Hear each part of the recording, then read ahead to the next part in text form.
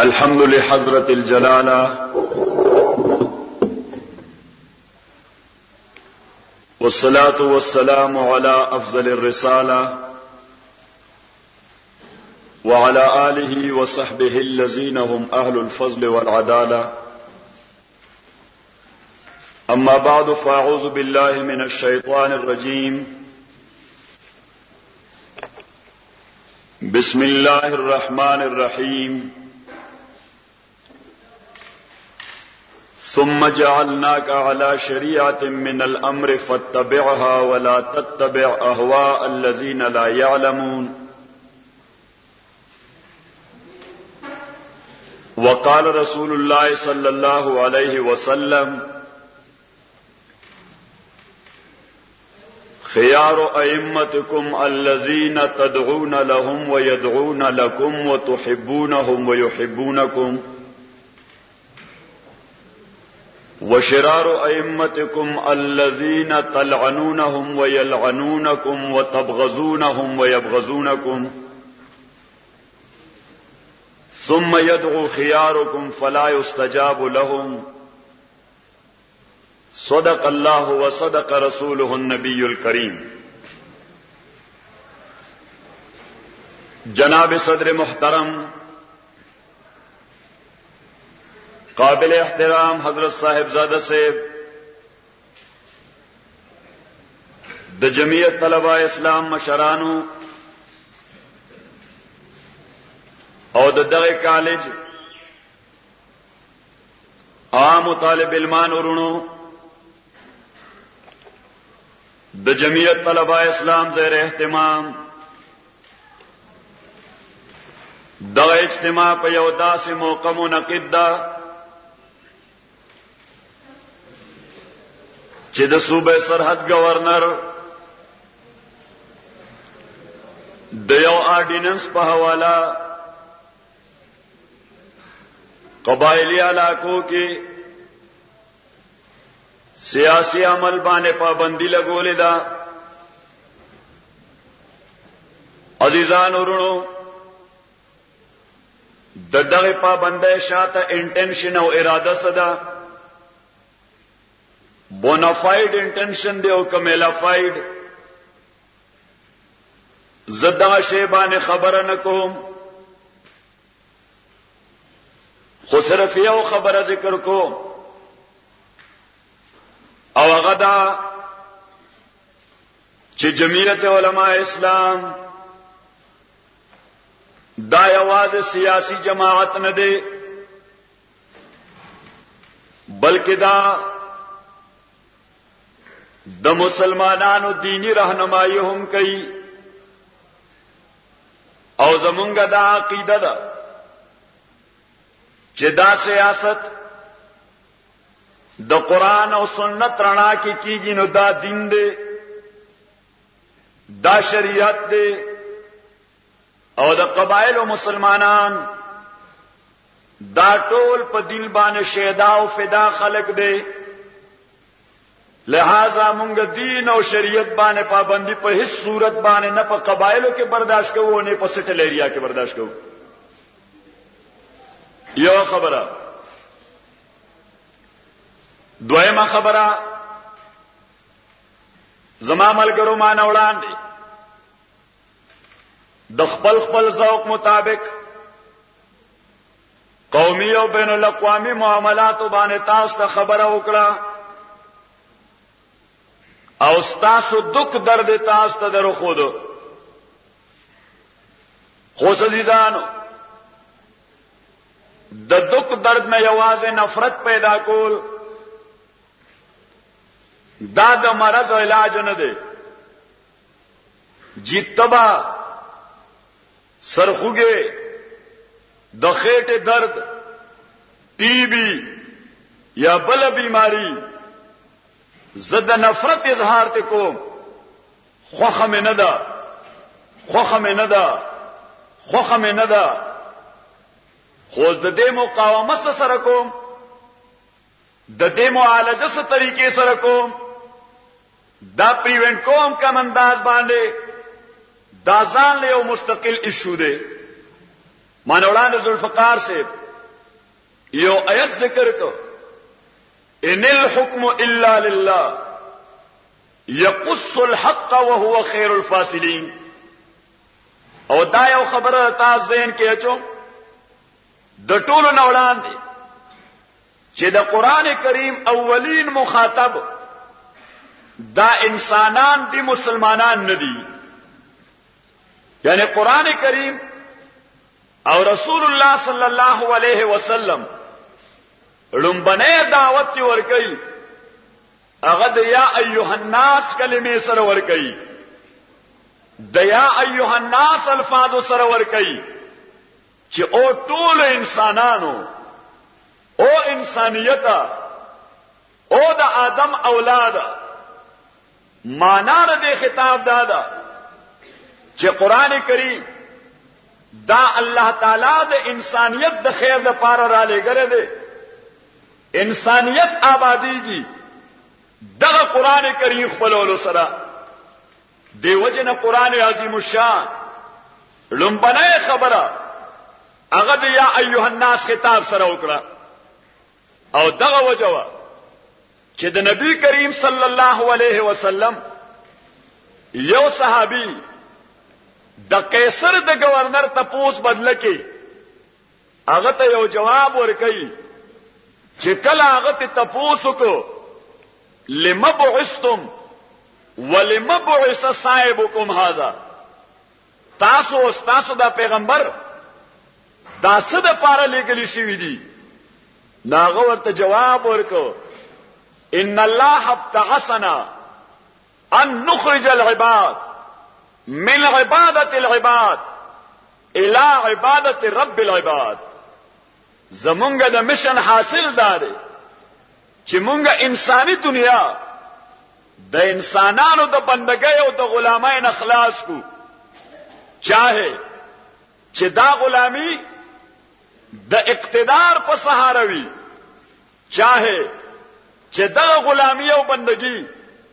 د دولت او سرمایه په اساس وي، چاهه چې دا غلامی دا د جاگیر په حواله. خو زمونږ د مشن حاصل داره چې دا ټول انسانیت دا د انسان د بندګۍ او د غلامۍ نه خلاصو. اوس عزیزانو لږ ما طرف ته متوجه یې. انبیاء علیهم الصلوات و تسلیمات دا راغل یو قوم باندې الله تعالی د مهنت ذمہ داری ورته ورکړه. حضرت نوح علیہ الصلوۃ والسلام تا یو قوم په ګوته کو کہ آپ نے انہیں انسان بنانا ہے. ہود علیہ الصلوۃ والسلام تا بل قوم په نخ کو چې تب د عادیانو باندې مهنت کې. صالح علیہ السلام تا یو بل قوم ټارګټ کو چې تب سمودیانو باندې مهنت کې. شعیب علیہ السلام تا یو بل قوم ورخو چې تب د اهل مدین اصلاح کې. موسی علیہ الصلوۃ والسلام تا دو قومونه ورخودل چې یو به قبطیان پر راس راولي بل د بنی اسرائیل اصلاح وکړي. اوس هر یو پیغمبر علیہ السلام چې راغی هغه څخه خطاب وکړو کلمې د یا قوم سره چې او زما قومه او زما قومه او زما قومه. حکم فکر چې ول ذهن کې چو هغه دغه چې دتا ټکر دار استحسان او استعمار سره له عبد الله او د دې لپاره صرف یو تور ده چې په کلمې د لا د غیر الله سټ اوه ما دمت لم تضرب بلا عنق السوا في قول الا الله لست بواصلي. د کلمې د لا په تور چې سو پوره تا د مسلط قوت سټ نیواله چا چې ستا فکر او نظر باندې غلبه کړی دا، چا د تا معیشت تباہ کړی دی، چا د تا قدرت سلب کړی دی، چا د تا اختیار خپل لاس کې اغستره. ته د الا الله د لارې داغي راهي او مسافر او داغي رهرو او تکون کې جوړې دی نشي. او عزیزان انبیاء علیهم الصلوات و تسلیمات چې کله یو خاص قوم باندې دغه مهنت وکړو نو بل عاقبت د هغه ټول مهنت خلاصہ د رسول الله صلی الله علیه وسلم شکل کې د یو انټرنیشنل سیستم د عملیت لپاره نبی کریم علیه الصلاۃ والسلام الله راولېګو او حضور پاک د انسانیت په حواله باندې आवाज وکړو چې یا ایها الناس فزان منفرد قوم محنت خو جمله انبیاء وکړه دي زما کا دا پتام انسانیت باندې محنت کول دي خو فکر و نظر کې خبره نشته موسی علیہ الصلوۃ والسلام چې کوم خبره یو خاص قوم ته کړی دا صالح علیہ السلام چې کوم خبره یو خاص قوم ته کړی دا هود علیہ السلام چې کوم خبره یو خاص قوم ته کړی دا هغه خبره زتام دنیا انسانیت ته کوم چې قولوا لا اله الا الله تاسو دا کلمه وایي چې لا اله الا الله اوس ما طرف ته وګورئ یو سره د سره کلمه باندې نه دی پوي یو سره د کلمې تقاضا باندې نه دی پوي اسه مونږ ټول ماشاء الله مسلمانان یو الحمدلله ټول وایي ما په خیال تاسو په اسلام خوشاله نه الحمدلله ټول وایي مونږ ټول مسلمانان یو خو کو څه دا وایي چې بچیا یو طرف ته ستاسو په دنیوي معاملاتو باندې دوره اپروچ دی یو جانب ته تا په فلسفو باندې دومره اپروچ دی خو بل جانب ته ستا په دین اسلام باندې دا کده په حواله د درجه اول عقاید ته سوره اپروچ دی او د ثانوي حیثیت عقاید ته سوره اپروچ دی او ته په هغه عقیده کې امتیاز سوره کول شي چې د دې عقیده نه انټنشنلی یا ان انټنشنلی انکار سره کفر ته رسي او د دې عقیده نه سره انکار الحاد او تزندق ته رسي نازیزانو ما ہوتا تا د سره د اعتقاد پته نشته نازیه چې سره عقیده باندې نه واقف نو دا عمل بس صالح شي چې عقیده باندې نه واقف د په خطا څخه کویږي چې زه خطا کوم وشم ما باونډري کراس کوم ځای کړه انټنشنلی به کوم ځای کراس کړه او غیر ارادي تور ما هغه باونډري کوم ځای کراس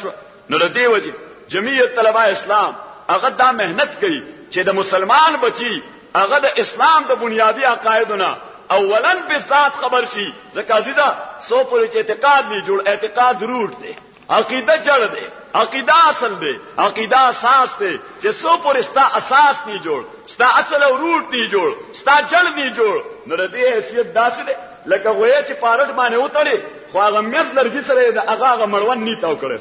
نو عزیزانو کوم وایي چې هغه مړون سره تړل نه نو دې په پیر صحیح نه ګرځي او د انجام او عاقبت دای چې دې کوئی کې په پټو سترګو ور پریوزي او عبدالآباد د پاره د خپل وجود نه هات دو بیٹھتا ہے د خپل وجود نه ور خلاص نازیدان جمعیت طلبه اسلام دا غواړي چې د تا د عقیده اصلاح اولنو کی او ته چې یو طرف ته طالب علم د کالج اکنامکس وای طالب علم د کالج پولیټیکل ساينس وای طالب علم د کالج جیوګرافي وای طالب علم د کالج گویا بیولوژي وای طالب علم د کالج د ساينس مضامین وای یا د آرټس مضامین وای نو عزیزا د مسلمان په هیڅ ته د دین د مبادیونه خود کم از کم واقف ښه دا بنیادی خبره ده خبرم ذهن کې راځي دا څنګه خبرم ذهن کې راځي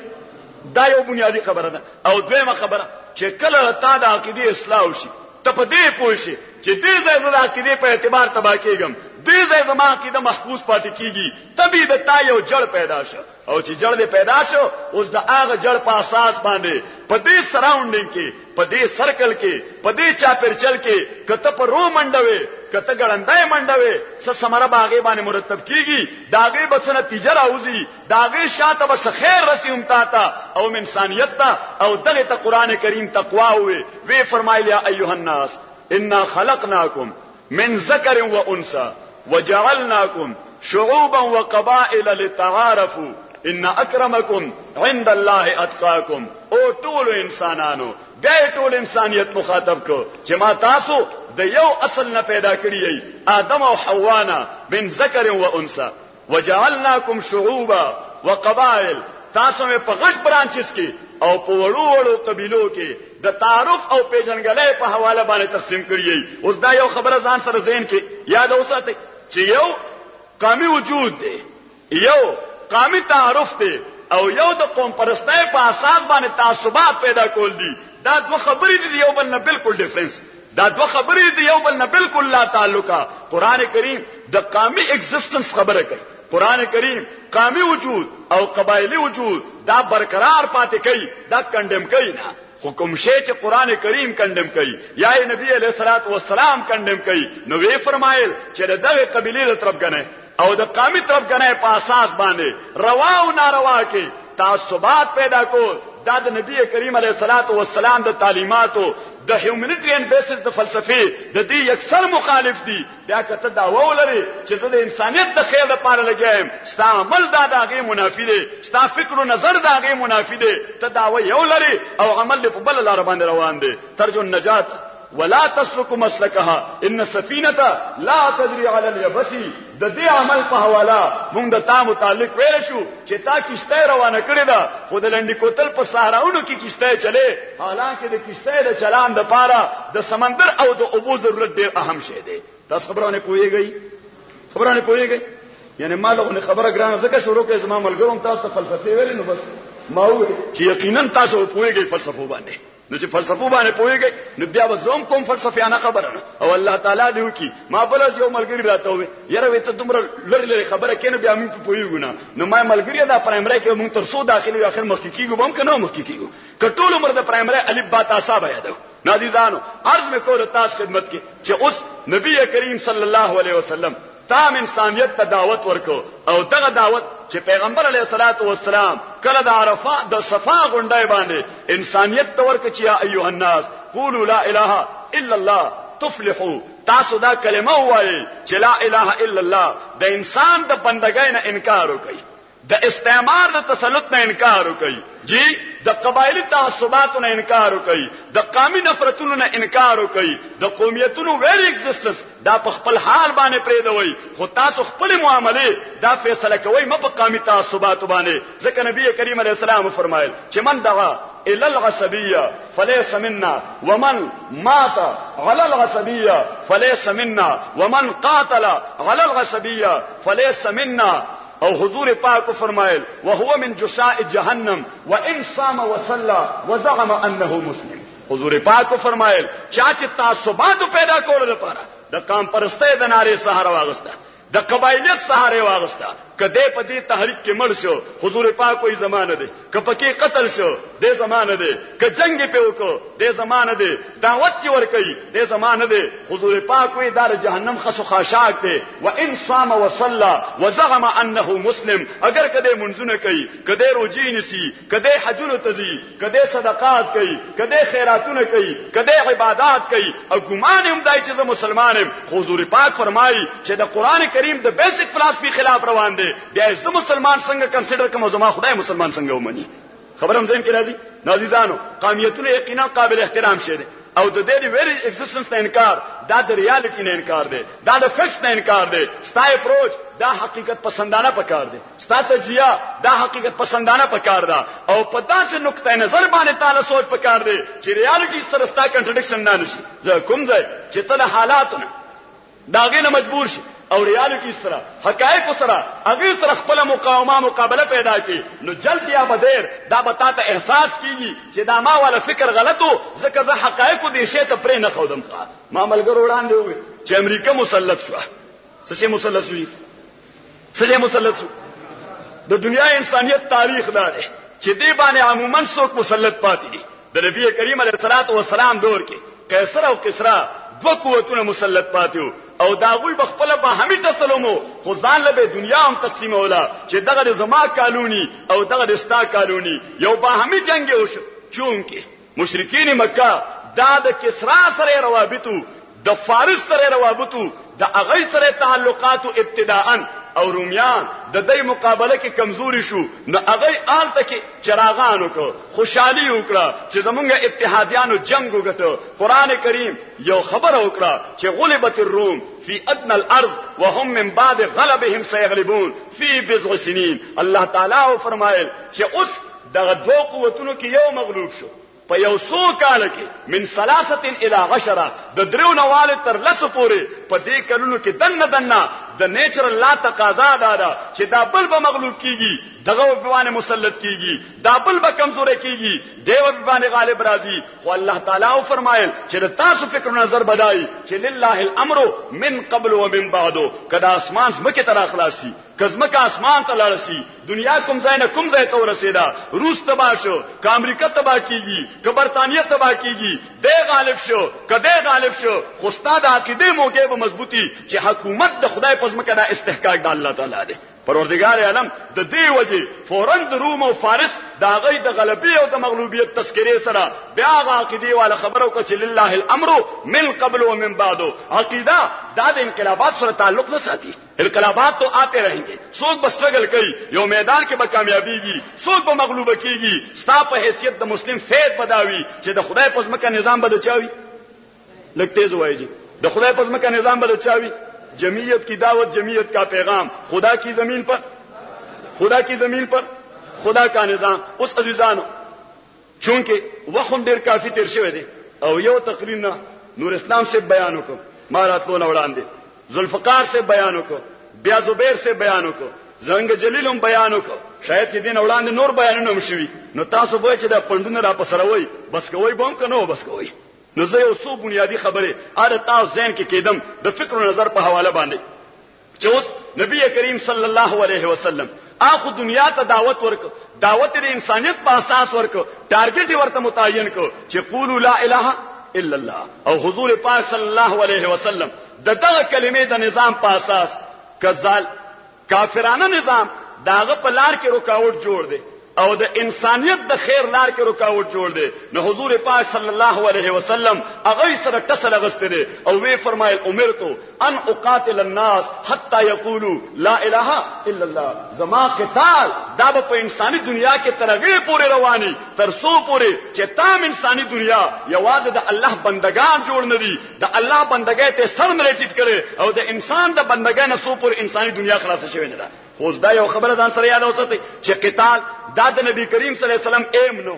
دا د نبی کریم صلی الله علیه وسلم مقصد نو دا د حضور پاک صلی الله علیه وسلم آبجیکټ نو دا د نبی کریم علیه الصلاۃ والسلام د حصول مقصد یو لار و دی وجنه جناب رسول الله صلی الله علیه وسلم میدان جهاد کې سنشری تقریر کې به سو هدایات ورکول مجاهدین ته وی به فرمایل چې فاعرضوا علیهم الاسلام لمبه دوی ته وایي چې دا مونږ والا نظام د انسانیت د خیر دی تاسو مونږ سره دا نظام قبلوي فان قبلوا فبها که قبول کو نو پرېږي دوی والا فاعرضوا عليهم الجزيه کدای قبول نکو نو ورته چې زمونږ د نظام په لار کې تاسو هډلز نه پیدا کوئ رکاوټونه نه پیدا کوئ او داغي شناخت بداوي چې تاسو به یو سپیسیفاید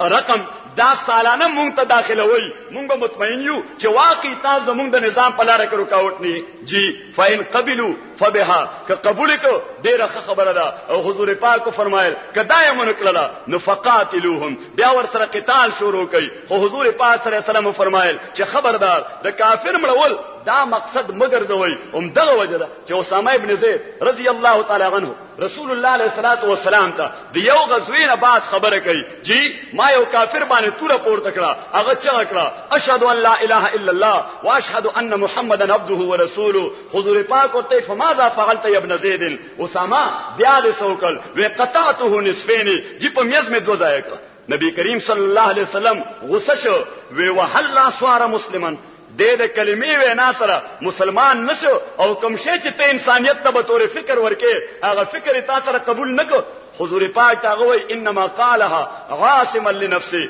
جی زړه د اخلاص نو مسلمان ځان بچو نبی کریم صلی الله علیه وسلم اسامه ابن زید ته دوه خبرې کوي یو هل لا شققت قلبا زړه ولول نصیری کو چې پکې نه نوته وي پته در لګیدلې وي چې دای د زړه د اخلاص وریدا که اسه زبانی جمع خرچ کړی دی یو او دویمه خبره ورته وکړه چې اسامه قیامت په ورځ د الله په وړاندې چې دغه کلمه د دغه مقتول له طرفنا محاربه لپاره راشي استدلال پیش کی پلی واخلی چې ستا پیغمبر خو ویلو چې چا کلمه د لا اله الا الله وي غصم مني دماءهم واموالهم وینه محفوظ ده مال محفوظ ده بیا اسامه زمان دا ویون کې اول په میزبانه دوزای کو نو اسامه ابن زید رضی الله تعالی عنہ فورن د استغفر الله ور شروع کو چې دا الله پیغمبره مانه اجتهادي غلطی شوی ده مانه اجتهادي خطا شوی ده په دې باندې نادم پښیمانم الله نه معافي غواړم ته مال پر الله تعالی نه معافي غواړه نازیدان اوس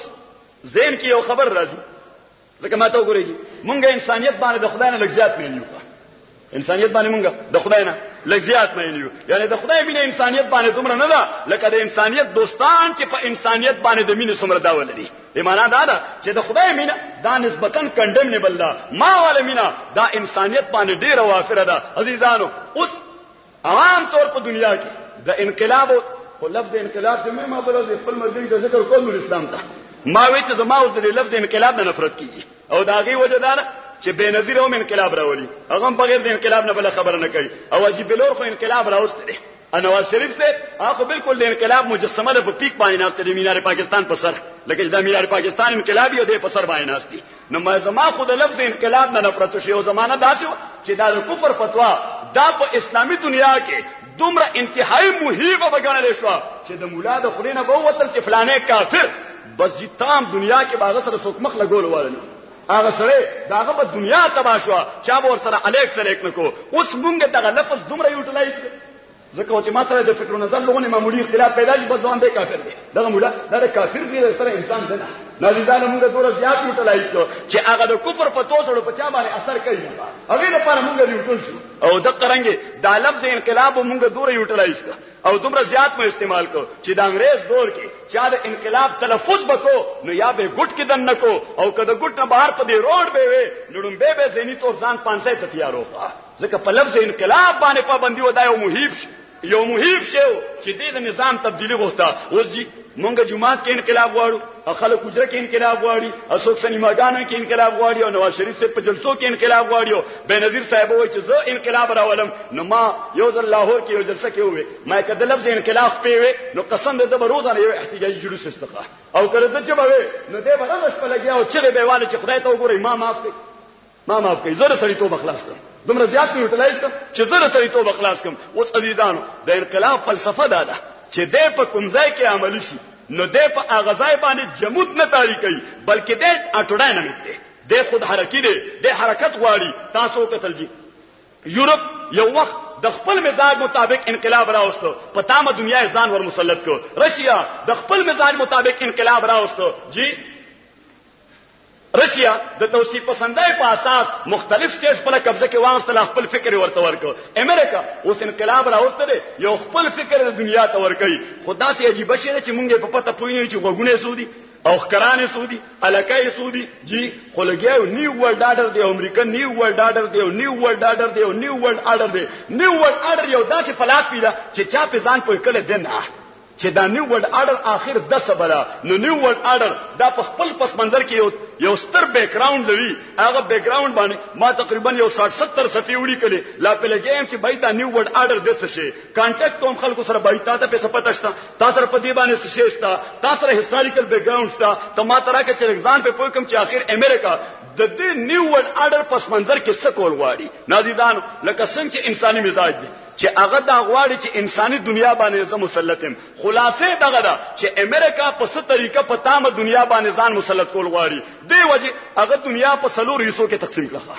دا ټوله دنیا او قاره دا سلور حصو کې تقسیم کړه یو لاتینی امریکا او دریم مشرقي وسطا او دریم افریقا او سلورم جنوب مشرقي ایشیا په جنوب مشرقي ایشیا کې هغه یو منی سپر پاور پیدا کول غواړي د هندستان شکل کې په مشرق وسطا کې هغه یو پولیسمن پیدا کول غواړي د اسرائیل شکل کې په افریقا کې هغه یو پولیسمن مستحکم کول غواړي د سفید پام شکل کې جنوبي افریقا شکل کې او په لاتینی امریکا کې هغه دغه پولیسمن جوړول غواړي ارجنټاین هم دغه وجه چې د پرسنل امندمنت د آرټیکل نمبر 620 اعلان دی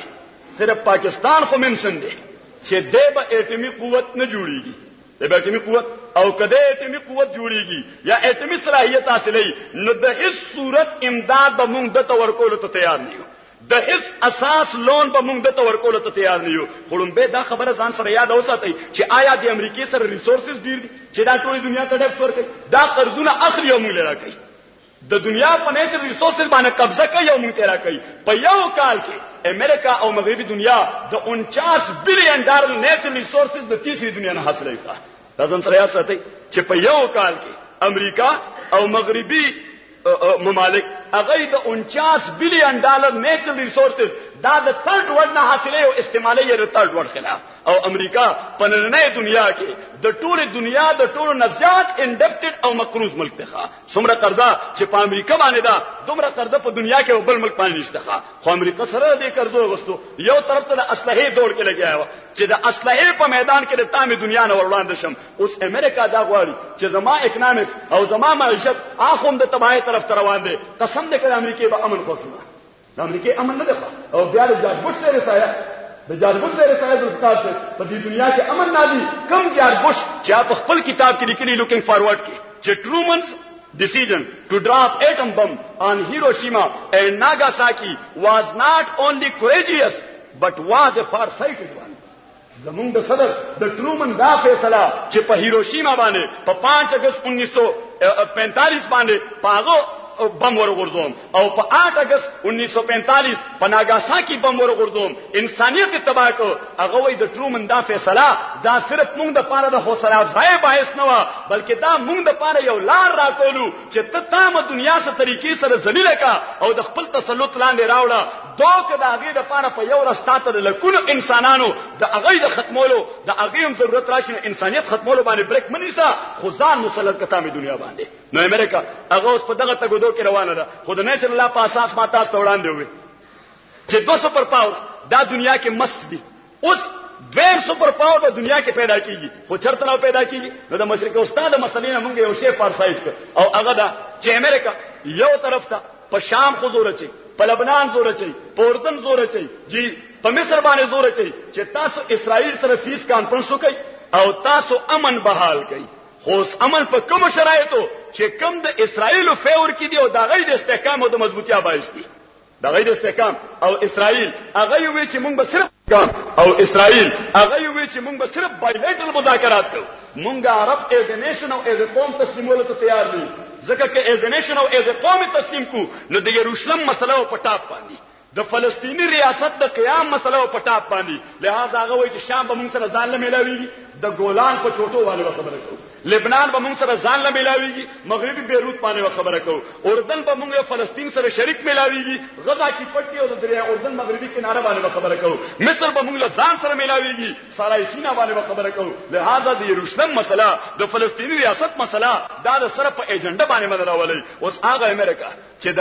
امن ډنډوره لګي هغه اسرائیل ته داوي چې دا ستا حق درمي ده دا کاردنی کول پکار میډر امن کانفرنس د اسرائیل د حق درمای د وجه ناکام واشنگټن امن کانفرنس د اسرائیل د حق درمای د وجه ناکام او لا تروسه امریکا هغه په دې باندې مصر ده چې بس د اسرائیل کم کنډیشن او کم شرایط وای او دغه شرایط باندې تاسو ور سره کمپرومایز وکړي چونکه د دغه کانفرنس اولین مخالفت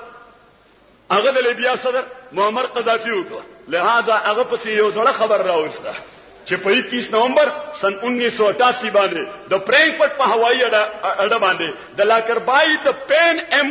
فلایټ هغه کې تاسو بم یې خېده او هغه جهاز موجود دی 270 امریکایان پکې مړ دي یا شهريان پکې مړ دي د نورو ممالکو لہذا ته مونږ ته هغه مجرمان ناکا چې هغه مونږ هینکو مقصد دا دی چې امریکا په لیبیا باندې یو جنگ تون سوال غواړي او وجه صدا نو بس تاسو اخیری خبر ارته کوم لږ ما طرف ته متوجه شئ اوس پرستر امندمنت دا خو د پاکستان د پاره یعنی د پاکستان د نامې په حواله لیکل شوی دی خو ورسره لاندې په پروویژن کې لیکل دي چې هغه ممالک چې هغه ګویا مخکې د امریکای نه اپروول د اټومي صلاحیت نه دی ورسته نو دا پرستر امندمنت must be extended to these countries هغه ممالک ته به دا ایکسټند کیږي چې برازیل ته ایکسټند کړه برازیل چونکه د امریکای نه اپروول نه دی ورسته برازیل ته ایکسټند پاکستان خو په نامه باندې لیکلو جنوبي افریقا او اسرائیل او بھارت دا ټول د اغید د هټ لیست نه بهر دي عراق ته ایکسټند ایران ته ایکسټند کړل دي چې دا اټومي صلاحیتونه حاصلې او موږ نه پری اپروول نه دی غسته موږ وای دنیا کې موږ امن غواړو خو یقینا په مساویانه حیثیت باندې امن غواړو زماده لاسخ به وتړي چې ته په دې طریقه پوره منې او بل د اصلاح لاس کې ورکې چې دی په دې طریقه باندې امن بحالي دا شی کم از کم انساني دنیا کې چاته مقابل قبول وایي دا خبره معقوله ده چې مال لاسخ په وتړي چې دا تعالی مې لاسخ په دې لپاره وتړي دنیا کې امن راشي او بل ټوپک ورکي چې دا تعالی مې ټوپک دې لپاره ورکو چې بای دنیا کې امن راځي یا مال هم لاسخ په وتړه دل او متړه یا مال ټوپک راکا دل ټوپک راکا چې زما او د حیثیت او سټیټس مساوي تبي په دنیا کې امن نه دي کړي چې ورته وتړم خو د خپل زما په سر پرتې لاس به زما په خپل پرتې خپې به را تړلې لاس به را تړلې دیو فار ایور په ما باندې مسلط وي نازیزانو د نبی کریم صلی الله علیه وسلم نظام دا دنیا کې د امن د قیام لپاره د انسانيت د خیر لپاره دی وجنه قران کریم بل ځای فرمایي وزرب الله مثلا قريه كانت امنه مطمئنه ياتيها رزقها من كل مكان رغدا فاذاقها الله لباس الجوع والخوف بما كانوا يصنعون. الله تعالی وایي چې د یو ویلفیر سټیټ د یو رفاهي مملکت داغه تصور داره چې په هغه ملک کې خلک دا په امن او امان اوسېږي. د یو پرمنه دنیا تصور داره چې د تامه دنیا انسانيت دا امن سره بایچاره سره اخوت سره رورولای سره ژوند تیری چې ټول ایگزیسټنس او وجود دا قابل احترام وي، دا غي رائټس او حقوق دا غي تملاویدونکو. نن د تا په ملک کې نظام هغه مسلط ما ملګرو تاسو ته وړاندې وي چې زمونږ ایجوکیشن فیلډ هغه د طبقاتي نظام په چنګل کې انخطره، زمونږ د صحت فیلډ ایجوکیشن خلافه ده، د صحت میدان هغه طبقاتي نظام کې انخطره. زه که زما اپروچ وي نو ما د پاره پرایویټ کمره ده، ما د پاره بولټن بلاک دی، او ته چې ستا اپروچ نشتا نو تا د پاره په هسپتال کې برنده ده او کټ بزان لخپل راړي ښه. ما ته میاش وړاندې تجربه وشو، ما ورو اکسیډنټ کړو هسپتال ته موراړو، ویجی ته بزان خپل کټ پیدا کی عدالت په دې برنده کې به واچي ښه. مونږه مجبورن به پیدا کړو، هوټل نه مو کرایه باندې کټ راړو، بیا څه دوستانو را ورسو چې دې کټ کې ور واچوي دا هوټل وا نازیدانو په کوم ملک چې د صحت استحقاق دام د طبقاتیت په چنګل کې انختی، د تعلیم استحقاق دام د طبقاتیت په چنګل کې انختی. د میرټ خبره دا یو خبره چې دی حکومت ولې یو زبردست گویا زبردست شوشې پر مونږه چې په میرټ باندې کار کوو. نو ما بل ځای ولتی تو ویلا ما که په میرټ باندې کار کولې نو بیا د پنجاب وزیر اعلی باندې پړو، که په میرټ باندې کار دی نو بیا د پنجاب وزیر اعلی ان پړ سره که څوک پړا لیکا سره وو ویل کوالیفاید سره وو، او که میرټ باندې کار وي نو بیا زمونږ وزیر خارجه صدیق کانجو هغه به صرف په دې بنیاد وزیر خارجه چې هغه د نواز شریف سره ټیکسټایل ملتا را میټیریل پومبا اتار ورکړي صرف په دغه بنیاد. نور د هغه سړي په انټرنیشنل افیرز باندې اپروچ سره او تاسو ته اپروچ درخوایم کا بس یو خبره سره ان شاء الله تاسو ته واضح شي. د په واشنگټن کې دي اخباري نمائندگان ته تاسو کوي چې جنی ورلد آرډر د پاکستان په حواله څنګه شه دي. نو کانجو سے بڑھتے کہ میرے خیال میں یہ نیو ورلڈ آرڈر پاکستان کے بقا کا ضامن ہے اور اس میں پاکستان کا بہت بڑا فائدہ ہے اور پاکستان کے لیے بہت بڑی خیر ہوگی. اور یہ اس پر آغ اور رزبان بعینی ہی زمونگا د وزارت خارجه سیکرٹری جنرل اکرم زکی سے اغدل ته په اسلام آباد کې میټ دی پریس پروګرام کې ناشته او دغه کوېسچن په اخباري نمائندگانو کو چې په نیو ورلد آرډر کې د پاکستان څه حیثیت دی یا د پاکستان په کې څه فائدہ ده. نو اکرم زکی سے ورته وی چې نیو ورلڈ آرڈر فی الحقیقت تمام دنیا پر امریکی تسلط اور امریکی ڈومیننس وہ قائم کرنا ہے، اور پاکستان کے لیے بلکہ تیسری دنیا کے لیے اس نیو ورلڈ آرڈر میں کوئی خیر نہیں. تیسری دنیا کے لیے صرف انٹرنیشنل آرڈر میں خیر ہوگی جہاں تمام کو مساویانہ حیثیت حاصل ہوگی. اس اکرم زکی سے دا یو خبر وکړه اینٹی امریکن بنیاد باندې انټینشنلی کړه کاسه گاڑی ته خطا کله کله سړی راځي نه دا خبره کوم خور خطا شي کی نو گاڑی ته ور نو دلته جی زمونږ مولیان صاحبان هغه حکومت را پم کړ، حکومت را او یو پمفلټ شای شه پمفلټ زه چا تحفظ نکوم خو یو پمفلټ شای شو چې دا اکرم زکی سے دا امریکنه سړی وي لہذا د سیکرټری خارجه د پوسټ نه ختمول پکار دي. نو ما سي امریکا اخو په دې دنیا کې د ډیفیم داغه شهرت ته نقصان رسیدل دي چې د امریکای نوم واخل انسان ته به نفرت راشي. لہذا یو سړی چې د امریکای په خلاف غیر ارادي تور خبره کړې ده مولا داغه پر ایکسپایډ شو او مولا دغه خلاف یو پروپاګاندا وکړه او مولا یو پمفلټ شایع کو چې ال عزیزانو اوس عزیزانو ما طرف ته وګورئ اوس دغه مولا غریب والله کړه دینه خبر ده چې دا خبره ما باندې چا وکړه ولې را باندې وکړه دا پمفلټ را باندې ولې شایع کو مال دا سپورټ ولې راکو ماته ولې وې چې تدا شه داسې مخ پوړاندې بوزا. عزیزانو بنیادی خبره ده چې امریکا دا غواړي چې هر هغه سړی چې زماده د فکر خلاف دنیا ته فکر ورکول غواړي د دنیا کې کم از کم په یو ذمہ دار حیثیت باندې ناس نه جمعیت طلبه اسلام او جمعیت علماء اسلام هغه په دې نن ملک پاکستان کې واحد جماعت چې د امریکای د ظلم بربریت خلاف आवाज پورته کړه. نو جمعیت طلبه اسلام او جمعیت علماء اسلام دغه فکر نظر په حواله باندې نن د خپل دعوت تاسو ته راوړل دي. ان شاء الله کوم خبره چې زما د ملګرو تاسو ته وړاندې وکړي هغه هم د تاسو په ذهن کې پریوتی ما چې کوم خبره وکړي الله تعالی دې وکړي چې د حق ثابت شي او الله تعالی استاد ذهن کې واچي کوم خطا کو شي او بغیر ارادي تور شي الله تعالی دې غیبانه زمونږه مؤاخذه نه کوي. واخر دعوانا ان الحمد لله رب العالمین. تنظیم ودادارم یم نامه نه لیکلې بار تقدیر شاید چې دا تنظیم ملګری وي او دا تنظیم ودادارم وي او چې د جماعت اسلامی امیر محترم قاضی حسین احمد سے 100 واره تاسو ته اتحاد خبر وکړه جمعیت العلماء ته، نو تاسو اتحاد ولې نه وکړو؟ عزیزه زه دا کوېسچن بیا تاسو در واپس کوم چې په یو اهمه مسله چې د ملک میاں نواز شریف صاحب د شریعت بل په نامه باندې انټروډیوس کړ، د شریعت بل په نامه انټروډیوس کړ، شپږ کاله مسلسل په سېنات کې پیش کړی او شریعت بل د مختلفو کمیټونو راتیر شو. د ضیاءالحق دور کې مونږ د هغه شریعت بل د کانسپټس او د مشتملاتو له وجې هغه مخالفت وکړو او مونږ وی چې دا شریعت بل تر څو پورې تام طبقو ته قابل قبول ني، تر هغه پورې دا د پاکستانی قوم په میس کې او نفرت پیدا کول دي او هغه خون خرابه کول دي. شپږ کاله مسلسل اده کمیټونو راتیر شو، سېنات هغه قبولوم کو، اسلامي جمهوریت اتحاد الیکشن هی په دغه سټنټ باندې وکړو چې زمونږ پاس کېدل څه ضروري دي چې پیپلز پارټي هغه شریعت بل قومي اسمبلی ته نه راوړي، قومي اسمبلی او کومه پاس شو نو موږ به قومي اسمبلی ته راړو او د هغه پرانا کې به اسلامایزیشن کیږي او اسلامیک لا فریمینګ به کیږي. جی د قوم ورته ووټ ورکړه کوور نه کدا خو نوید ملک مطلب اوس کو یا غلام مصطفی جتوی نه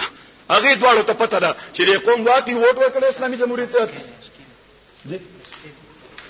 خیر دی ولر دی بس دی په لاړه خوشاله دي دا ملګری وای چې تاسو کینې اوس کده کینې کو هر سړی د خپل مرزه خوخه ده نه. زمون کلی کې یو سړیو ما ته وکړي دی زمون په کلی کې یو سړیو په سارا کې اوسېدو، ناغه ماسپخین په 2 بجې وراغل، په 2 بجې نو څوک ولا راغی ورته کاکا تا غرمه ډوډۍ نه خورلې، ناغه ورته نه غرمه ډوډۍ مې خورلې ده، نو ودا اورو ودا ما خان د پاره غم ودا خو اوړه دی چې ما خان د پاره اوس دی وخت واغږي نو دا به خراب شي میغه نا کاکا زور اور غندې ور پسې را پاسې ده د اورو په دالاس ولا مخ باندې پړک ورکې زما خپل ولدي کې غرمه غم کوم اسپخینه غم زه خپل مرزه مالکم نو دلته خلک د خپل مرزه مالک ته څو کودريږي کینی خو بهر تقدیر د اناس ته لغونه مروت والا کار کوي. نازیزانو ما طرف ته وګورئ هغه بل هغه د سېنات نه منظور شو، اسلامي جمهوریت اتحاد دوه خبري هغه به تور سټنډ خبرې کړې، یو د خزې د حکمرانۍ مخالفت او دویم دغه شریعت بل قومي اسمبلی ته راوړل. په دې اساس د قوم د هغه د وینا مطابق موږ ورسره نه منو، خو هغه وایي چې موږ باندې اعتماد کړی دی کني دا هغه د کور سره دی د پولیټیکل افیرز بلکې د الیکشن سیل انچارج د نوید ملک او د نگران حکومت وزیر اعظم د غلام مصطفی جتوی. نور د ډرامې اصل حقیقت هغه دوه ته معلوم دی، هغه نه به پته ولګوي چې د 1990 الیکشن کې څه ډرامه چاو شو، بهر تقدیر هغه لاړ اقتدار ته او د اقتدار کرسي ته ورسېدل. مونږ جمعیت علماء اسلام د ټولو نوړان دي میاں نواز شریف سره خبر وکړه چې ګوره ګلابه د بنظیر صاحب د حکومت خلاف تاسو یو سټنټ جوړ کړو چې د خزي حکومت شریعت کې نشته. جی اخذ لاره روکه شو نو خو همونه ده چې اوس په دا آئین کې ترمیم وکړو او دې کې لیکلي دي چې د پرایم منسٹر اف د سټیټ مست بی ا مسلم، دلته بوله کو چې مست بی ا میل مسلم، بس صرف یو لفظ بوله کو چې مست بی ا میل مسلم. نو تاسو د قوم سره وعده کړی دا او 2/3 میجارټي در سره اومده نو هغه خپل وعده کې برښتونی شي. نو میاں صاحب مونږ ته جواب راکړ چې زه د خزي د حکومت خلاف نیم سره بنظیر خلاف هم ښه نو موږ چې بیا خو ظلم وکړو دا قوم بیا ایکسپایر کبه فراد باندې چې سهار مو د پیغمبر د حدیث واغستا او نفرت مو شخصیت خلاف پیدا کړ. دې معنی دا نه چې د بنظیر صاحب دا غو احترام کوم دی او پولیټیکل پارټي د لیډر په حیثیت زه دا غي وکیل نه خدا تاسو ته حقایق درخوایم. بیا دغه خبر ورته موږ وکړه چې ګوره دغه شریعت به تاسو به تور سټنټ فل کړو دا اسمبلی ته راوړي جنن راوړو سبای راوړو نن راوړو سبای راوړو مونږ ته یو بل نو شریعت بل راوړيګ دین وړاندې یو شریعت بل سېنات والا یو شریعت بل اسلامي نظریه کونسل والا س امندمنټس او ترامیم دا د پاکستان پیپلز پارټي د حکومتو دا کوم شریعت بل چې نواز شریف صاحب مونږ ته راوړيګ چې دا د هغه سکیچ دی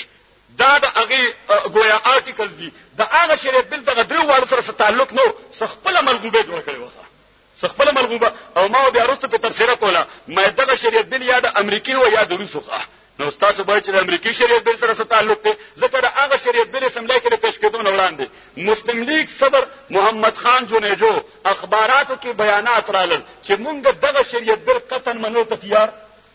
نه یو، جماعت اسلامي بیان ناغه چې دغه شریعت بل تسلیم کولو ته تیار نه یو، د نورانی سے بیان ناغه چې دغه شریعت بل منو ته تیار نه یو. ان پی والا دوستانو وې چې زمونږ جماعت خو سیکولر دی شریعت سره زمونږ سره تعلق لري خو د مليانو کار دی دا مسلم لیگ کار چې شریعت کوي. پاکستان پیپلز پارټي پاکستان ډیموکراټک الائنس هغه خو چون کې دی په اپوزیشن کې زمونږ د ملک اپوزیشن وی داسې شرواته به هم ناروا وای ناروا ته هم روا وای هغه خو د خپل فلسفي بنیاد چې مونږه خوړو منونه او جمعیت علماء اسلام مونږ وی چې مونږ نه منو، مولانا سمیع الحق صاحب چې زه نه منم، نیازی صاحب هغه ما استعفا ہی په دغه شریعت بل باندې ورکړه. نو هغه اندر کی بات یا آپ جانتے ہیں یا میں جانتا ہوں چې نیازی صاحب وزارت پرې خود وړي، وزارت ته واپس لاړولې او وزارت پرې خود کو وزارت نه اوشرو او ورې کور لاولې. نو دا ځان له پټ داستان دی، خو بار تدبیر خبره داراله. البته هغه شریعت بل په حواله یو بیان راغی د امریکای دغه وخت سفیر رابرټ اوکلی چې دا ډیر متناسب شریعت بل دی، دا نواز شریف ته چې اسمبلی ته راړي. او بیا دویم بیان د ان پی دغه مخالفت نه بعد د خټک سے بیان راغی چې مونږ د شریعت بل مکمل تایید کوو. نو ما وې چې دا بل بیا یا امریکای جوړ کړو ځکه چې اوکلی سے به تایید کوي او یا بیا روس جوړ کړو ځکه چې خټک سے به تایید وکړو. زمونږ محترم دی بهر تقدیر اوس هغه شریعت بل مونږ ورته په دامخ ورويشتو او مونږ یو فورم جوړ کړ. اسلامی جماعتونه چې تاسو چاته وایي یا دینی جماعتونه چې یو پکې جماعت اسلامی دی، نیازی ګروپ ته پکې، نورانی سے ګروپ ته پکې، جمعیت اهل حدیث ته پکې، جی د دعوی مطابق تاریخ نفاذ فقہ جعفریہ وایي چې مونږ هم یو دینی جماعت یو او جمعیت علماء اسلام زموږ خو دعوه دار چې مونږ بس سرپرستان یو. جی نو مونږ د جماعت اسلامی مرکزی دفتر منصوره کې د اتو جماعتونو یو فورم جوړ او په دې مو اتفاق وکړ چې سبانا بل ورځ به میاسه د بل پیش کړي. نو یک مش به پاسو او دا بل ورته په مخ ورلو چې دا ته خدای او پیغمبر پورې پچموزه کې دا سو جماعتونو ویلي، اتو جماعتونو، سو جماعتونو. او نیازی صاحب خو پکې وې چې زبل لګرستو پاسمه زماره شمله و مانه مخ کې پاسي چې زه دا بالکل نه منم ښه، ځکه شمله خو باسم فطرت تقاضا ده چې مخ کې و پاسي کنه چې د سودې د ترڅ شمله باغدای کراس کړي وې زبل ټول نوړان دي. جشپه پشپه باندې انقلاب راغی، د دینی جماعتونو فورم جوړ چې په یو مسله باندې، خو چې کله اسمبلی کې هغه بل پیښ شو نو د بل په عبارتونو کې سفرت نور راغله، په دفاتو کې سفرت نور راغله. خو جمعیت علماء اسلام الته تنها پاتې شده هغه کافرانه شریعت بل او کافرانه شریعت بل ورته ځان طرف نه نو ملګری چونکې د جماعت اسلامی ته پوس کړل نو د جماعت اسلامی سابق امیر میاں توفیل محمد سے په پاسبان ریلی کې نازیدانو اوس دا ته پوس کړ محترم قاضی حسین احمد سے بنو کا چې ته د اتحاد خبره کې د اتحاد سے ولې ګډوډ شو.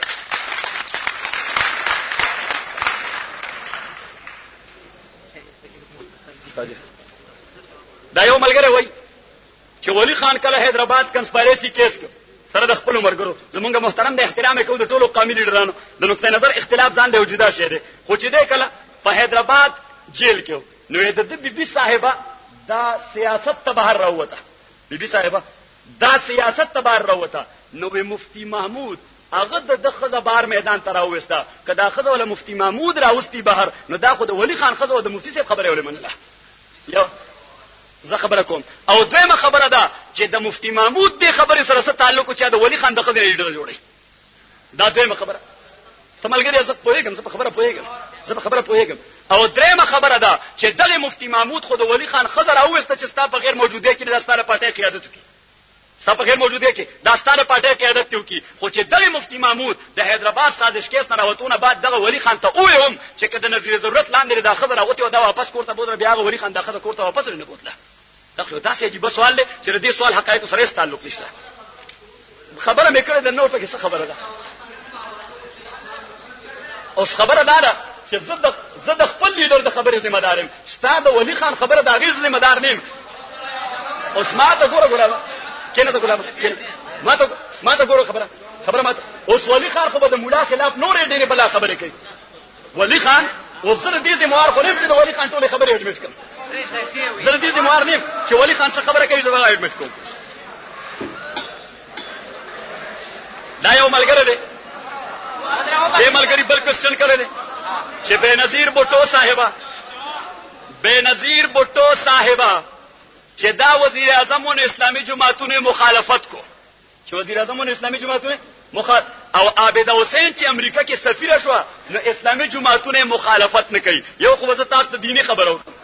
چې هډ اف دی سټیټ یا هډ اف دی ګورنمنت جوړېدل جدا خبره ده. ماته ګورئ هډ اف دی سټیټ یا هډ اف دی ګورنمنت جوړېدل یو خبره به اسلامي نقطه نظر سره، او سفیر جوړېدل دویمه خبره ده چې آیا شریعت اسلامي دا د خزې د والی جوړولو مخالف ده او که د خزې د نفس کارکردګۍ مخالف ده. دا یو بنیادی خبره ده. کته شو نو کوي خبره